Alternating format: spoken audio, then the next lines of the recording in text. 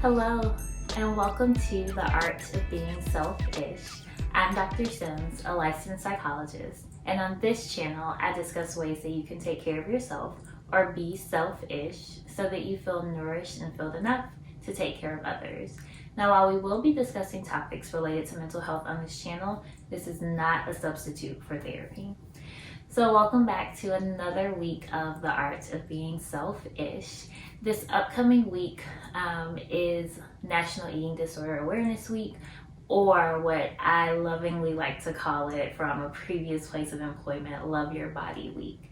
And I really enjoy the love your body concept because I think that we spend a lot of times in this society hating our body and being told to do everything to our body other than love it. So this week on this session, I want to talk about loving your body. And we talked a little bit about it a couple of sessions ago when we talked about self-love and the practical applications. But this week I specifically want to talk about how we can embrace the body that we live in, enjoy the body that we live in, the one that we have, the only body that we will have on this earth, and really just talk about loving our body. And so I'm actually going to skip a demonstration this week because I got dressed and then I sat down and I realized this probably isn't the most appropriate thing to try to do some breathing and self-massage exercises in that I want to talk to you all about. But I will just talk about what a self-massage can be and how you can use that to love on your body. And then maybe I'll post some other videos on a page or so demonstrating a self-massage.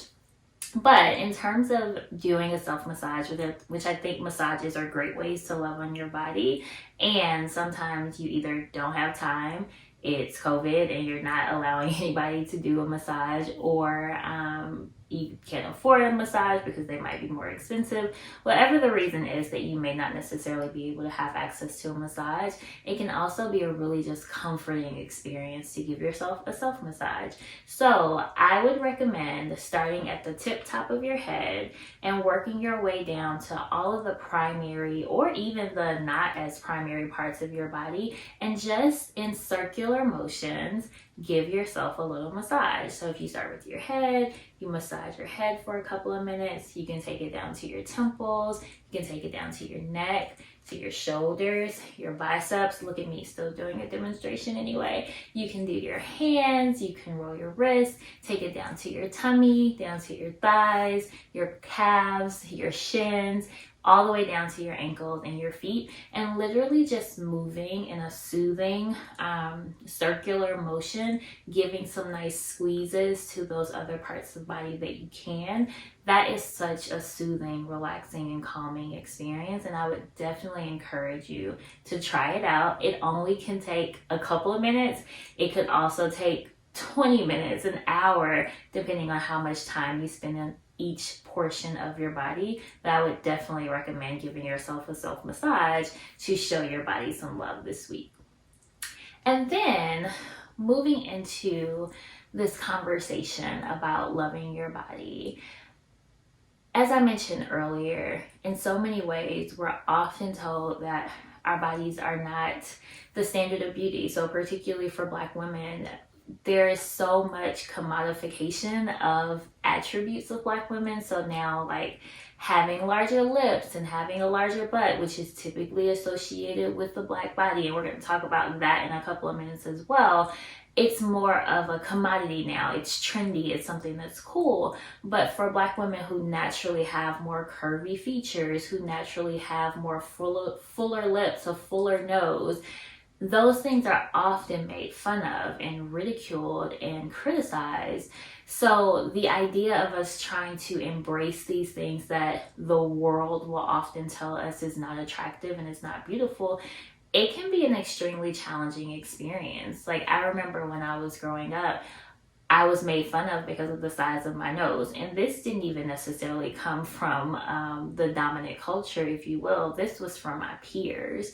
And for a long time, like something that's literally the center of my face, it took a lot for me to really be able to embrace my own beauty and the parts of my body that maybe didn't necessarily live up to anyone else's standards. And those messages that we get often start in childhood. They often start very early in our life. And so if you imagine hearing something as a child and then having to live with that for the rest of your life, it can be really difficult to embrace something that has been ridiculed and talked so lowly about for so long.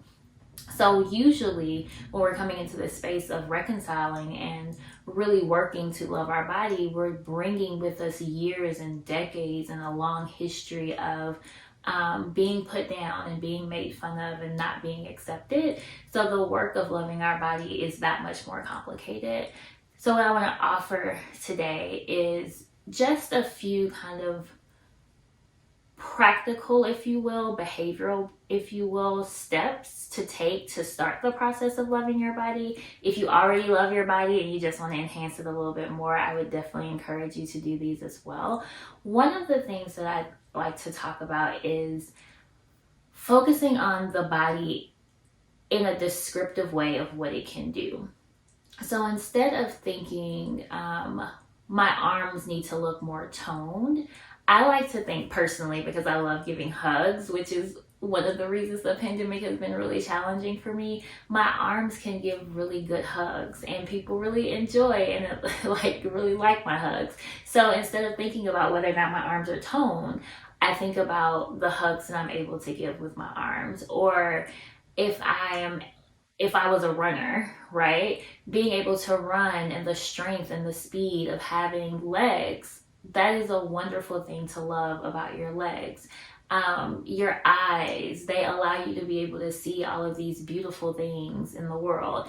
My nose, right? My big nose with my big nostrils allow me to smell things and take in all of the wonderful scents that exist in the world. So really being able to change that narrative around why you love your body that doesn't have to do with physical attractiveness is a really great way of practicing some of this.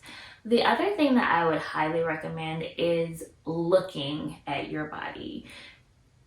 When we feel bad about something or anxious about something, we tend to avoid it. And I know a lot of people avoid actually looking at their bodies. So I would really recommend, like, if you have a full length mirror, great. Get naked, stand in front of your mirror, and just really look at your body. And I imagine that lots of feelings will come up, lots of thoughts might come up, but just taking a moment. If it gets too much, absolutely put your clothes on and walk away. But the more that you actually look and see your body and not necessarily avoid it, that being able to just see is an act of love. We have to look at the things that are difficult. We have to look at and explore the things that are challenging. And if your body is a place of contention for you, a great first start is just being able to look at it. And then the one other thing that I will share about loving your body is really about embracing it as it is, as opposed to always focusing on what you want it to be. And what I mean by that is we set a lot of goals around our body. We set a lot of goals. And when I say around our body, I'm not even just talking about weight loss goals. Like, there's also eating goals and dieting goals and all of these different things that we set around our bodies, which is fine. Like, I'm not saying don't have goals around your body, but also, can you already embrace your body as it is? Can you be able to say, my body is good enough. My body is great. My body is amazing. I love my body right as it is right now. And I don't have to engage in all of these behaviors to change my body. Can you just accept it for where it is right now? And I posted on my business page a little while ago about this paradox of, if you can accept where you are, that is then when you can change. I think that we do the opposite with our bodies. We don't want to accept our body as it is because we think it'll make us complacent or we won't have the motivation to change. But I would argue that if you are able to say, hey body, I really love what you're doing for me right now. You're a temple. I want to honor you. You're really great. I love you. I wonder how much more your body will respond to the changes that you want to make, rather than forcing yourself into something and forcing your body into something. can you support it into something? Can you be so compassionate with your body that it wants to change for you?